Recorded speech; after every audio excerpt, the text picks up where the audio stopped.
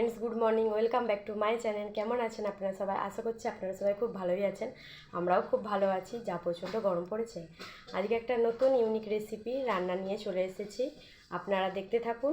কেমন লাগে অবশ্যই কমেন্ট করে জানাবেন। আজকে রান্না হবে পেঁপে আলুর দম, আবার সবজিও বলতে পারেন। চলুন সেটা কিভাবে কম সময়ের মধ্যে তৈরি করি, অতি কম সরঞ্জামে, আপনারা দেখতে থাকুন। চলুন, নিরামিষের দিনে কিন্তু এরকম পেঁপে আলুর দম খুব কিন্তু ভালো লাগে। চলুন দেখতে থাকুন। এর জন্য আমি এখানে পেঁপে নিয়েছি দুটো বড় সাইজের, আর এখানে আলু, আর এখানে একটা টমেটো নিয়েছি, যেহেতু নিরামিষই। চলুন এবার সবজিগুলো কেটে নিই, আপনারা দেখতে থাকুন। প্রথমে আমি একটা টমেটো নিয়েছি, এই টমেটোটাকে ধুয়ে নিই। ধুয়ে এবার আমি কেটে নেব।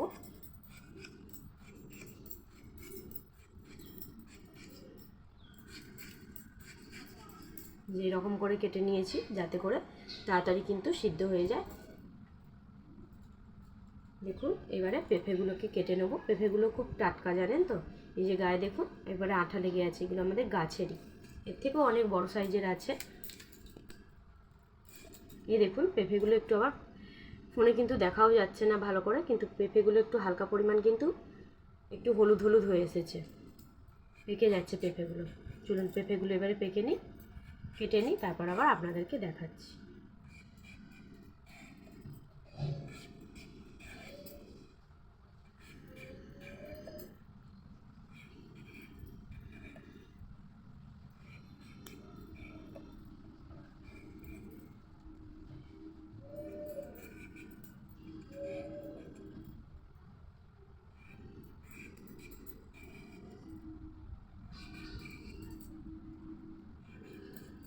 এই দেখুন আমি খসাটা গোটা ছাড়িয়ে নিয়েছি। পেঁপেটার ভিতরে রেখেছেন, একটুও কিন্তু বিচে নেই। চলুন এবারে ভালো করে এগুলো কেটে নিই ডুমো ডুমো করে।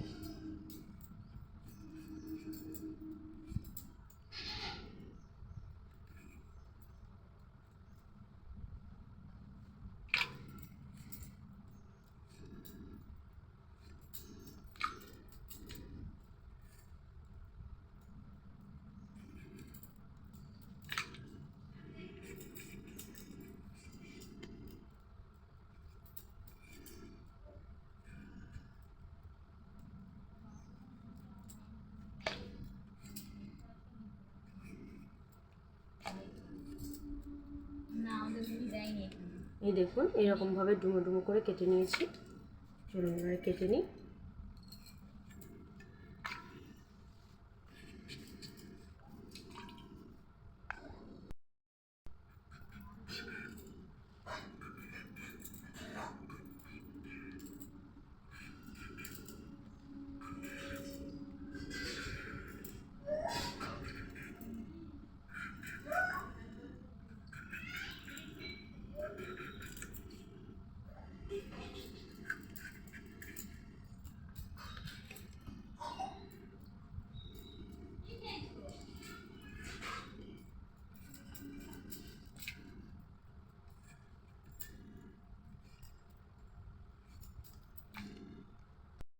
দেখুন আমার পেঁপেগুলো সব কাটা হয়ে গিয়েছে, আমি একে একে করে তুলে নিচ্ছি। এবার আলুগুলো কেটে নিই, তারপর আবার আপনাদেরকে দেখাচ্ছি।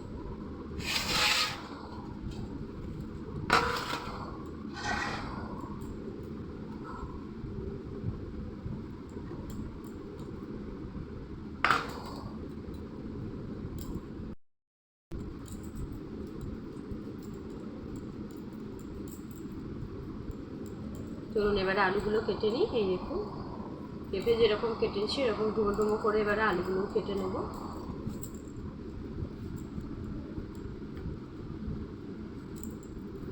এরকম করে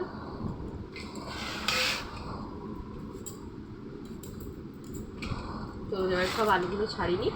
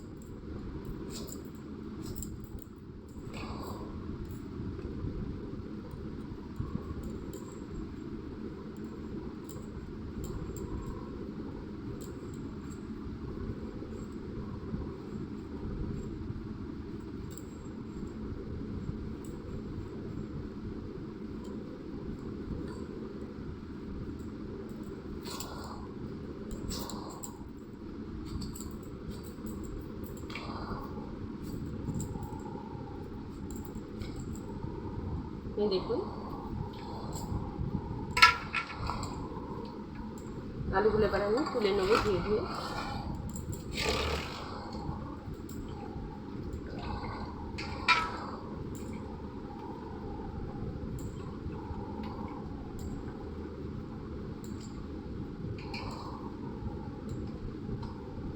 এই দেখুন আমার কিন্তু পেঁপে, টমেটো আর আলু কাটা হয়ে গিয়েছে। চলুন এবারে কীভাবে রান্না করি আপনারা দেখতে থাকুন।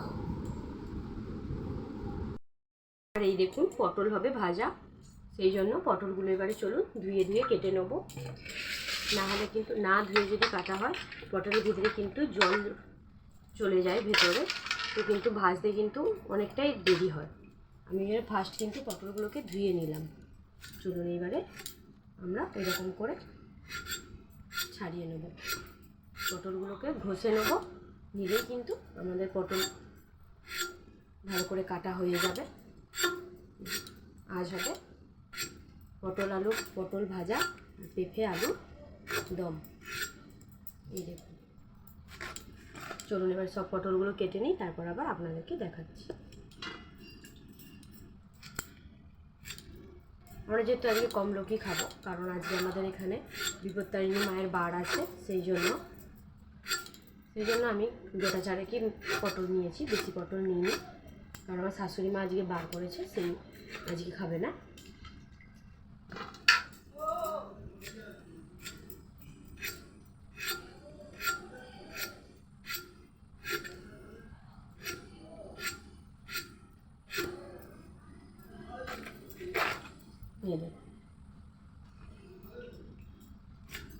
পুরো টাটকা, খুব সুন্দর পটলগুলো। ঠিক আছে, চলুন এবার সব পটলগুলো ছাড়িয়ে নিই।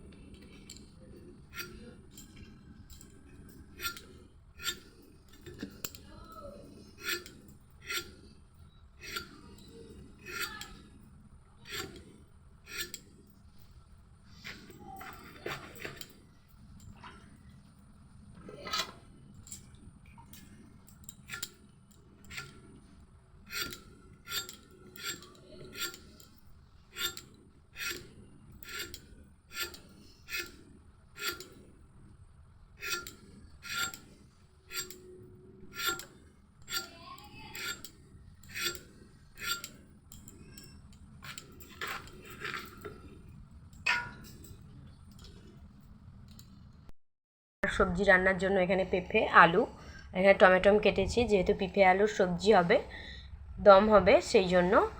আর আজকে নিরামিষি যেহেতু, ওই জন্য কিন্তু কোনো পেঁয়াজ দিইনি। আপনারা চাইলে কিন্তু পেঁয়াজ দিতে পারেন, বাট এটা নিরামিষি হবে, সেই জন্য কিন্তু শুধু টমেটোই দেবো।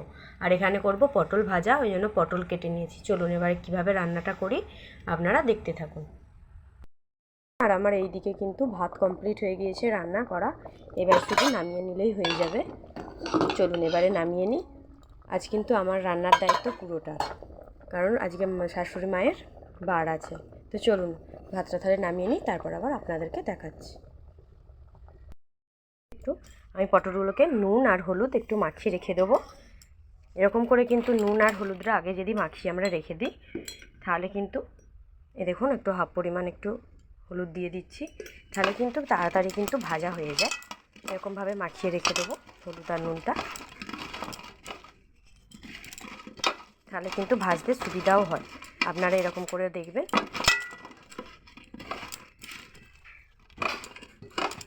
চলুন এবার ভাতটা নামিয়ে নিই, তারপর আবার আপনাদেরকে কথা বলছি। কিন্তু পেঁপে আলু দমের জন্য এখানে অল্প পরিমাণে একটু জিরে আর নিয়েছি আদা, যেহেতু নিরামিষি হবে সেই জন্য শুধু আদাই বাটা দেবো। চলুন এবারে বেটে নিই, তারপর আবার আপনাদেরকে দেখাচ্ছি। মশলাটা বাটা কমপ্লিট হয়ে গেছে। এখানে জিরে নিয়েছি আর এখানে অল্প পরিমাণ আদা। চলুন এবারে কীভাবে রান্না করি আপনারা দেখুন।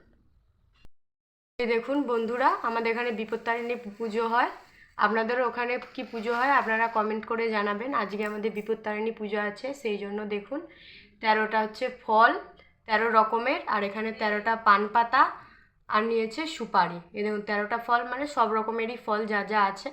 আর এখানে আছে পুজোতে দেওয়ার জন্য ঠাকুরের এই যে মেন হচ্ছে পুজোর আকর্ষণ, এই যে লাল কালারের এই যে ডুরি, এটা নিজেদেরকেই বানাতে হয়। ঠাকুরের কাছে দিয়ে পুজো হয়ে গেলে তারপর আমরা বাড়িতে পড়ি। একটু অল্প করে দুলপা ঘাস আর অল্প করে লাল ডুরিটা দিতে হয়। আর এখানে সব ফুল আছে, পুজো দিতেই যাবে আমার শাশুড়ি মায়েরা।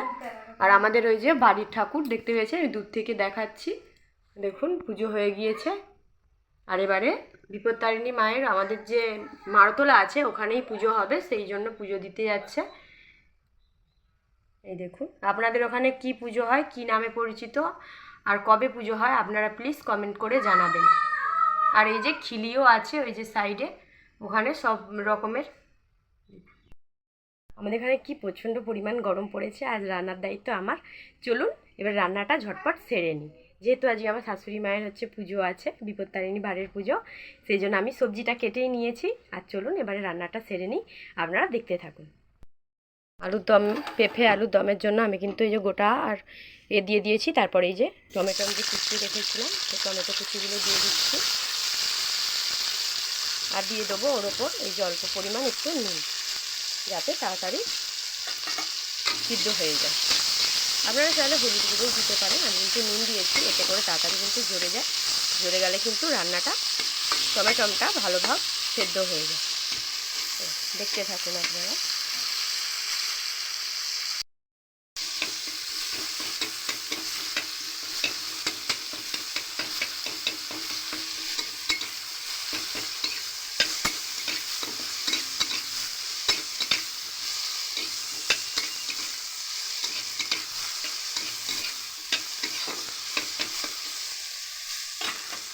এর উপর দিয়ে দেবো এই যে বেটে রাখা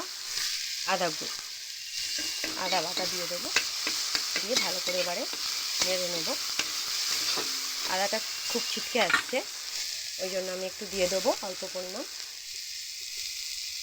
হলুদ গুঁড়ো, 1/2 চামচের মতো দিয়ে ভালো করে এবারে নেড়ে নেবো। একটু ভাজা ভাজা মতো হয়ে গেলে এরপর আমরা আদাটা দিয়ে দেবো।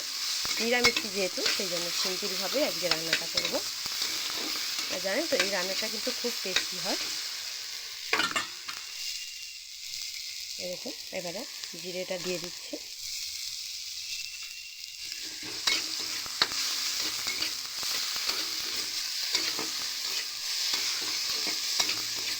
আর একটু পরিমাণে আমাদের হলুদ লাগবে, এই জন্য একটু হলুদ গুঁড়ো দিয়ে দিচ্ছি। এই যে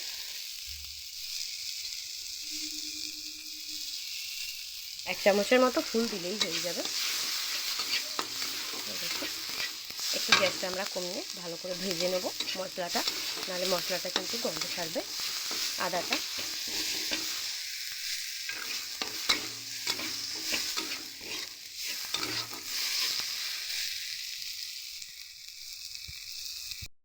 এই দেখুন সাইড দিয়ে কি সুন্দর তেল ছেড়ে ছেড়ে বেরিয়ে আসছে। এরপর আমি কেটে রাখা সবজিগুলো এর উপর দিয়ে দেবো। এই যে আলু আর পেঁপে যে কেটে রেখেছিলাম সবগুলো একসাথেই দিয়ে দেবো, দিয়ে ভালো করে আমরা নেড়ে নেবো। খুবই কম সময়ে নিরামিষের দিনে এইরকম রান্না কিন্তু দেখবেন সবাই খুব পছন্দ করে খেতে। আপনারাও প্লিজ বানিয়ে দেখবেন, খুব ভালো লাগে।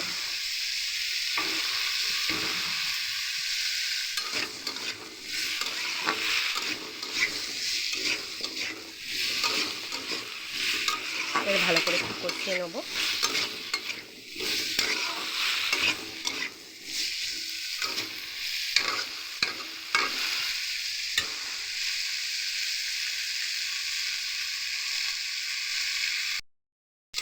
দেখুন আমার কিন্তু কষানো কমপ্লিট হয়ে গিয়েছে। এর উপর এবারে আমি জল দিয়ে দেবো, দিয়ে এবারে 10 থেকে 15 মিনিটের মতো সিদ্ধ হতে লাগবে সময়, হলেই কিন্তু আমাদের টেস্টি রান্না তৈরি হয়ে যাবে, পিঠে আলুর দম। চলুন এবারে জল এই যে ঢেলে দিই পরিমাণ মতো, আর একটু জল লাগবে আমাদের। এই দেখুন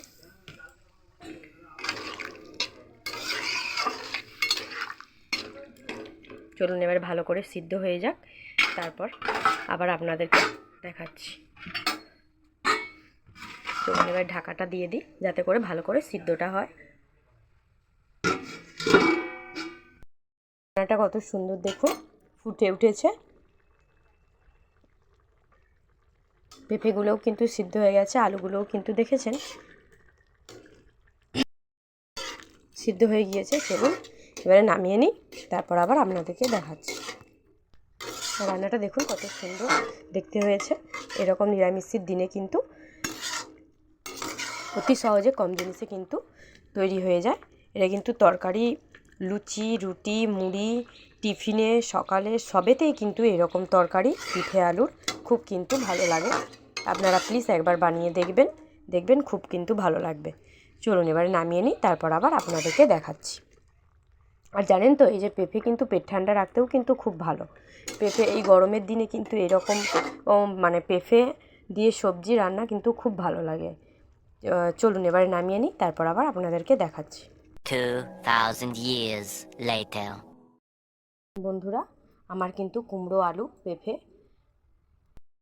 দেখুন আমার কিন্তু পেঁপে আলুর দম কিন্তু রান্না কমপ্লিট হয়ে গিয়েছে। আর জানেন তো, সকালের ব্রেকফাস্ট, দুপুরের রান্না, মুড়ি, রুটি, লুচি সবার সাথেই কিন্তু এই রকম কিন্তু সুস্বাদু রান্না কিন্তু পেঁপে আলুর দম আপনারা সবার সাথেই কিন্তু খেতে পারেন। অতি কম সহজে, অতি কম সরঞ্জামে আপনারা কিন্তু রান্না করে নিতে পারেন। আর নিরামিষের দিনে তো এর কোনো তুলনা হয় না। আজকে দেখুন কত কম চটজলদি আমি কিন্তু রান্নাটা করে নিয়েছি। আপনারাও এইভাবে কিন্তু বানালে অল্প সময়ের মধ্যে কিন্তু আপনারাও তৈরি করে নিতে পারেন। আর খুব কিন্তু, আর পেঁপে যেহেতু দিয়েছি, এই গরমের দিনে কিন্তু পেট ঠান্ডা রাখতেও কিন্তু খুব ভালো উপকার দেয় এই পেঁপেটা। এই দেখুন রান্নাটা আমার কত সুন্দর কিন্তু রান্না কমপ্লিট হয়ে গিয়েছে।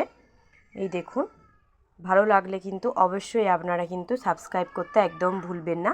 পরবর্তী নিয়ে আসছি অন্য একটা নতুন রান্নার রেসিপি। আপনারা কি কি রেসিপি জানতে চান অবশ্যই কিন্তু কমেন্ট করে জানাবেন। আর আমার যদি এই রান্নাটা আপনাদের ভালো লেগে থাকে অবশ্যই কিন্তু সাবস্ক্রাইব করতে একদম ভুলবেন না। আজকের মতো টাটা, নিয়ে আসছি নতুন একটা কোনো রেসিপি নিয়ে। টাটা। আর অবশ্যই কিন্তু প্রচুর পরিমাণে জল খাবেন এই গরমে, আর ভালো থাকবেন। কিন্তু গরম হয়ে গিয়েছে। নুন যে হলুদ মাখিয়ে রেখেছিলাম পটলগুলো, সেইগুলো এবারে একে একে ছেড়ে দেবো। এবার আমি ভেজে নেবো একে একে করে।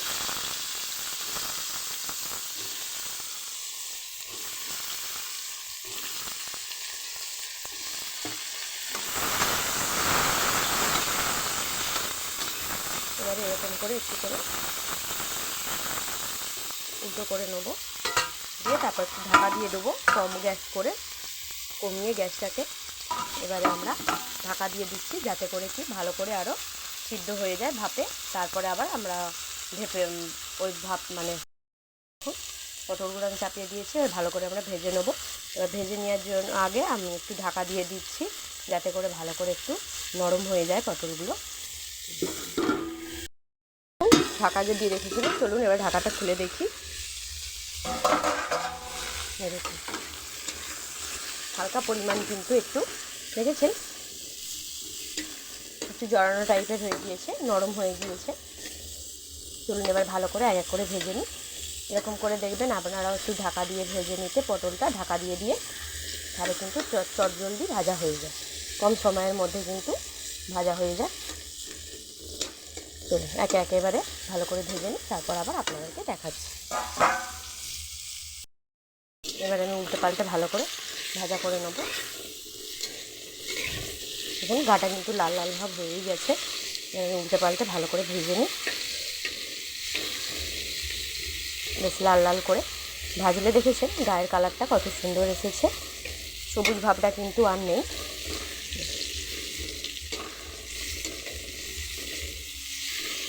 আর একটু পরেই কিন্তু আমরা নামিয়ে দেবো, হয়ে যাবে আমাদের পটল ভাজা।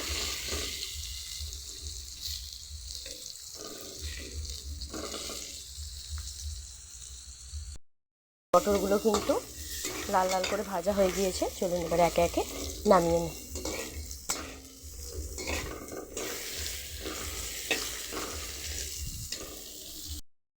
পটল ভাজা কমপ্লিট হয়ে গিয়েছে। অতি সহজে কিন্তু অল্প সময়ের মধ্যে দেখতে পেয়েছেন চটজলদি কিন্তু ভাজাটা আমার হয়ে গেল। ওই রকম করে আপনারাও ভাজা করবেন ঢাকা দিয়ে, তাহলে কিন্তু দেখবেন বেশিক্ষণ লাগবেও না, অল্প পরিমাণ সময়ের মধ্যেই কিন্তু আপনারা রান্না করে নিতে পারেন।